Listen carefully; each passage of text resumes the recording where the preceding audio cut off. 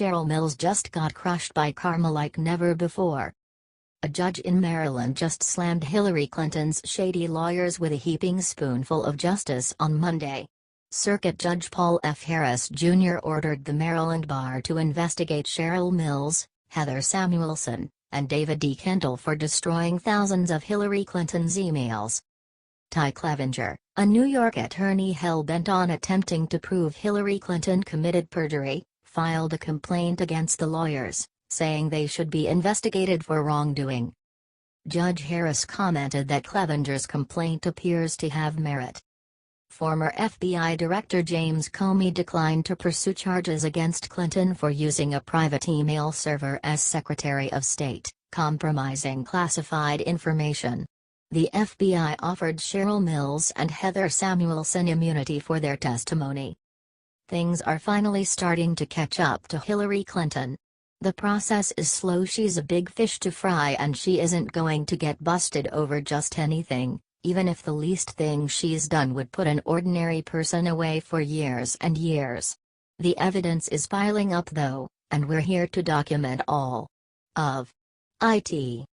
The lawyers are now under investigation. The truth will come to the light.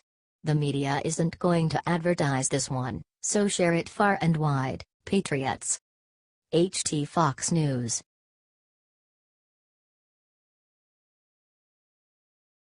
Trump greets journalist with a kiss. What happens next is insane.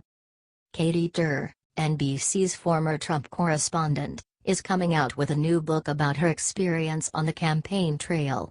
Inside, she makes a desperate attempt to cash in on her brief working relationship with the president.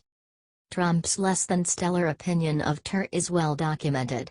During one campaign rally, Trump called Katie a third-rate reporter from the podium.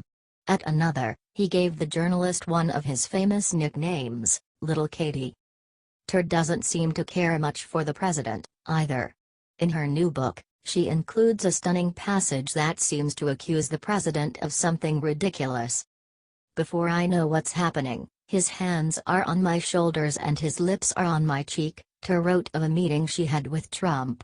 My eyes widen. My body freezes. My heart stops. The implication is pretty clear.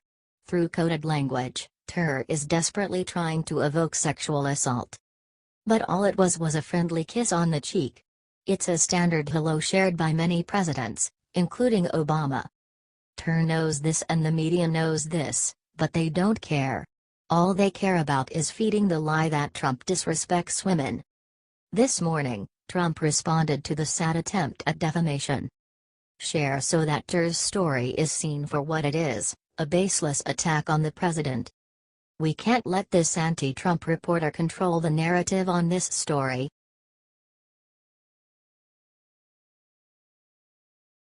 Huge cover-up. Top Democrat just caught red-handed with little boys and nobody is talking. When a scandal hits the Republican Party, you will hear about it for weeks, months, even years. However, when a top Democrat, the mayor of Seattle, is forced to resign in disgrace over 5 underage sexual assault accusers, nobody makes a sound. Well, folks, that's exactly what happened yesterday when Seattle Mayor Ed Murray announced his resignation. This time the victim was Murray's own cousin, Joseph Dyer. Mr. Dyer revealed that Murray had sexually assaulted him when he was only 13 years old and Murray was in his mid-20s. One of his other victims, Lloyd Anderson, was reportedly happy that Murray finally was forced to resign but sad that it took 5 young boys being sexually abused by a respected Democrat mayor for it to happen. I wonder how many other victims are out there, Anderson said. Murray denies the allegations, but the more that come out over decades and from people close to him, the more they seem to hold weight. Now with his resignation, it's hard not to take the side of the victims. This is the kind of filth allowed to prosper in the Democrat Party. Perverts like Ed Murray and Anthony Weiner have shown how dangerous they can be. It's up to us to expose them by sharing this out to everyone everywhere so they see what's really going on behind the scenes.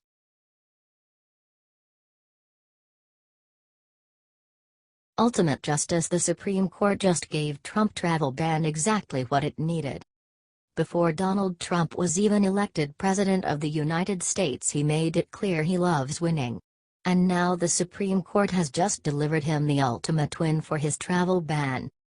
So earlier one of the lower appeals courts heard the case of the travel ban and tried to make a ruling that President Trump had to let in anyone who was pre-approved as well as anyone who was a close relative, aunt, uncle, cousin, grandparent, etc. Well, President Trump was not too happy when he heard they were gonna use their loophole to let in 24,000 new refugees. That's why he asked the Supreme Court to act fast. And they did. Today the Supreme Court ruled that the Trump administration can uphold the current ban until after the Supreme Court has their official hearing over the ban on October 10. No matter how you slice it, this is a big win for the Trump administration. This travel ban has been a headache since the very beginning, and now there is a light at the end of the tunnel.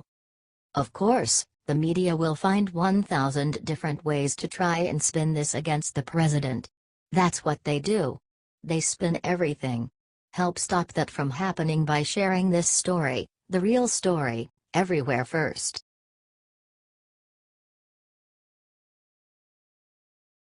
Expert mode. President Trump just made 3 Democrats do the impossible. Democrats have been flat out resisting working with the president at all costs for seemingly no other reason than because they're mad he won the election. Little do they know, President Trump is an expert negotiator. He wrote The Art of the Deal, after all. And he can even get Democrats on his side if he wants them. The president is trying to craft new tax reform, which should be a bipartisan issue, as even Democrats have railed against the inefficiencies of the current tax code. Nevertheless, President Trump has been met with bullheaded resistance. Until now. The president hosted 3 Democrat senators from red states for a dinner at the White House: Joe Manchin, W.V., Heidi Heitkamp, ND, and Joe Donnelly, IN. Each of these senators is up for re-election in 2018, and each knows that their constituents favor President Trump and want to see his policies enacted, The Hill reports. We don't know what was said at the meeting, which also included Vice President Mike Pence and several GOP senators, but the 3 Democrats came away publicly stating that they wanted to work with President Trump on tax reform.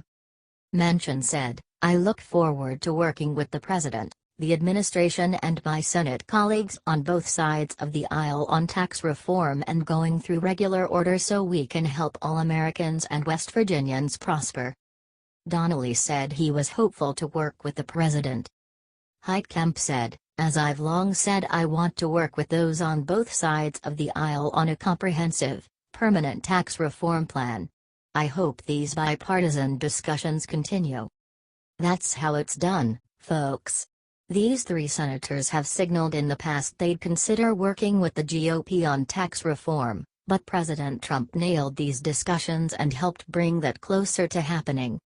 The Senate only needs a simple majority to pass tax reform, but after 3 GOP defectors derailed the healthcare repeal, the president is not taking any more chances.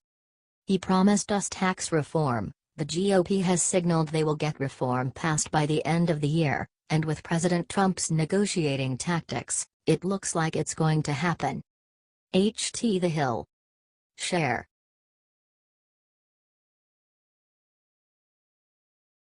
Liberal freak out: Trump may change crucial refugee law for first time in 30 years. President Trump has been a strong critic of America's current immigration system, which he, and many of his supporters, see as far too relaxed. President Trump has been particularly critical of the refugee system and has famously attempted to implement a temporary refugee ban on 6 high-risk countries. The Supreme Court will hear arguments over the legality of the ban in October.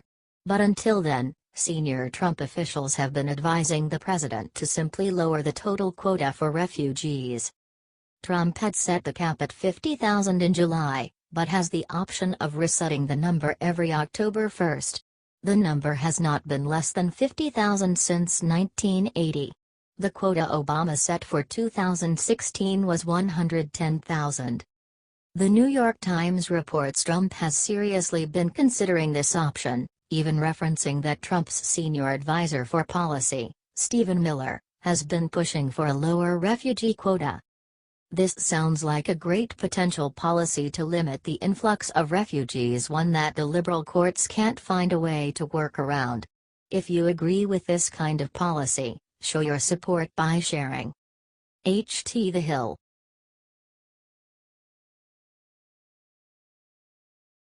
When anchor called Trump a white supremacist, Tucker Carlson blasted ESPN with the cold hard truth. Progressives have truly been ruining some fine American institutions, and ESPN is a prime example. The whole network has been hemorrhaging subscribers after a sudden hard left turn after being acquired by Disney. These are the same guys who wouldn't let an Asian American anchor named Robert Lee comment on a football game at the University of Virginia because someone might be offended. Yeah. They're that crazy. On Monday, another one of ESPN's anchors went off the deep end on objectivity and flat out called President Trump and those around him white supremacists. Now, what did ESPN do about this offensive tweet? Not much. The network released a statement the next day saying the comments on Twitter Jamel Hill regarding the president do not represent the position of ESPN. We have addressed this with Jamel and she recognizes her actions were inappropriate. Oh, really? If she recognizes that her actions were inappropriate, why didn't she delete her tweet? In other words, nothing happened. Tucker Carlson at least was paying attention and was willing to call out Hill and ESPN, calling her statements a bizarre Twitter rant, saying ESPN stood for endlessly stupid political nagging, recalling that when Glenn Beck said something similar about Barack Obama, the world stopped. Check out the whole segment here, it's great. When asked to comment, Carlson's guest Fox Sports reported Clay Travis said of ESPN's comment, "It means that nothing actually happened because Hill is saying what the higher-ups at ESPN believe. I think this goes all the way to the top. Tucker. Disney and ESPN have decided we want to be a left-wing sports network." Boom. Sad but true, folks. Another thing leftists have destroyed. Share this out if you are joining millions of others and turning off ESPN. HT The Hill.